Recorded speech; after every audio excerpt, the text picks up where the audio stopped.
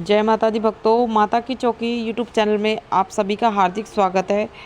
तो कैसे हो आप सब? आशा करती हूँ आप सब बहुत अच्छे होंगे और अपने अपने घरों में कुशल मंगल होंगे।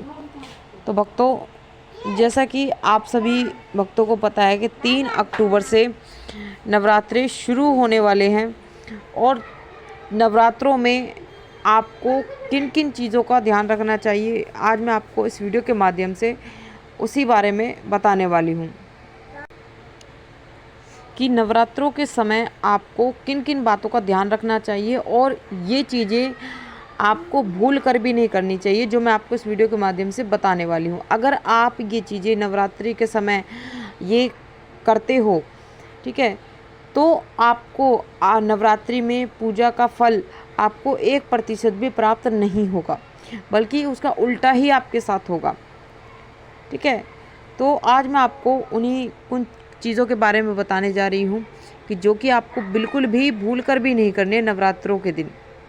ठीक है, इससे क्या है कि इससे अगर आप ये चीज़ें करोगे तो आपकी पूजा पे बहुत बड़ा प्रभाव इस चीज़ का पड़ता है।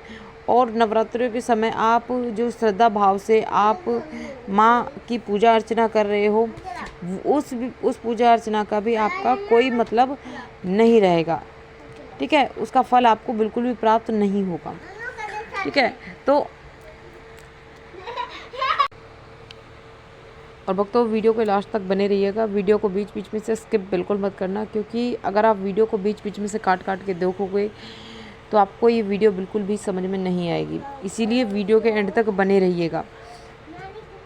तो पहली चीज़ जो आपको नवरात्रों के समय भूल कर भी नहीं करनी चाहिए, वो चीज़ ये है कि जो लोग नवरात्रि के समय जो व्रत रखते हैं, तो उन लोगों को इन 9 दिनों तक दाढ़ी, मूंछ या फिर बाल या फिर नाखून भूल कर भी नहीं काटने चाहिए।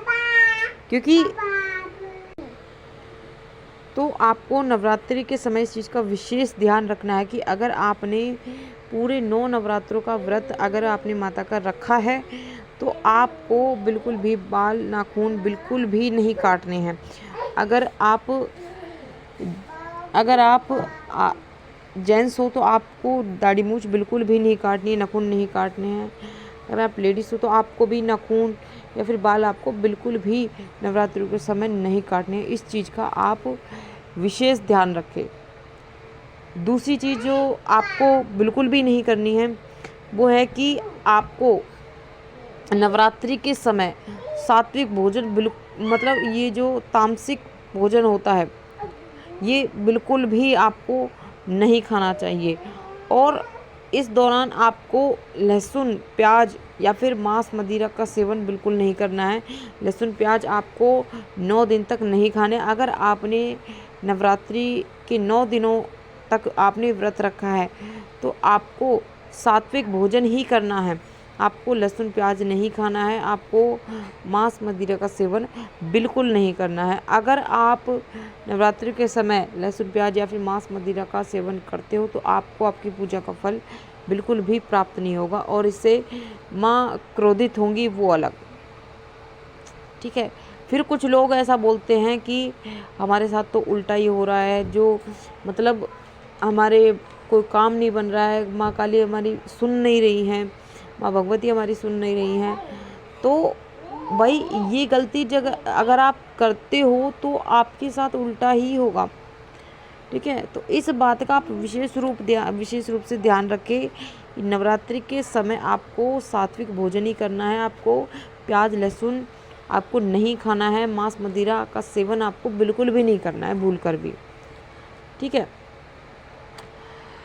और एक अगला कार्य आपको जो बिल्कुल नहीं करना है, वो है कि अगर आपने घर में कलश रखा है, कलश की आपने स्थापना अगर की है और अखंड ज्योत अगर आपने जला रखी है, तो आप घर को जिस घर में कमरे में आपने अखंड ज्योत जला रखी है, जिस कमरे में आपने कलश की स्थापना की हुई है, उस कमरे को आपको खाली नहीं छोड़ना है बिल्कुल भी। आपको उसमें मतलब कोई ना कोई उसमें होना चाहिए। ठीक है, आपको अखंड जो ज्योत है वो सुनी नहीं छोड़नी है बिल्कुल भी। इस बात का आप विशेष ध्यान रखें, ठीक है। एक बात और आपको ध्यान रखनी है कि माँ दुर्गा की पूजा में काले रंग का वस्त्र आपको बिल्कुल नहीं पहनना है, ठीक है।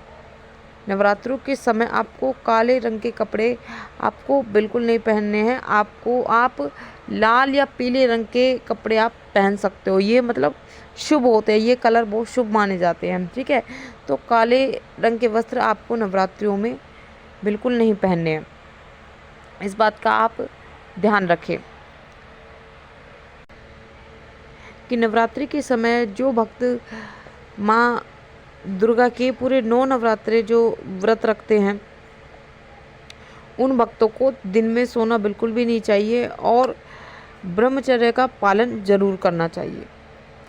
तो इन चीज़ों का आप विशेष रूप से ध्यान रखें। अगर आप ये गलतियां करते हो तो आपको नवरात्रियों का जो फल है वो आपको बिल्कुल भी प्राप्त नहीं होगा। बिल्कुल भी आपकी जो सेवा है, जो पूजा पाठ आपने किए, जो सेवा आपने की, वो सब आपकी व्यर्थ चली जाएगी अगर आप ये गलती करते हो तो, जो मैंने आपको इस वीडियो के माध्यम से बताई है। तो ये थी भक्तों कुछ चीज़ें जो आपको नवरात्रि के समय में बिल्कुल भी नहीं करनी चाहिए। तो आशा करते हो आपको जानकारी आपको ज़रूर पसंद आई होगी। मैं मिलती हूँ आपसे ऐसी ही एक नई जानकारी के साथ। तब तक के लिए जय माता दी, जय माँ काली, हर हर महादेव। माँ काली की कृपा आप सभी भक्तों पर सदैव बनी रहे।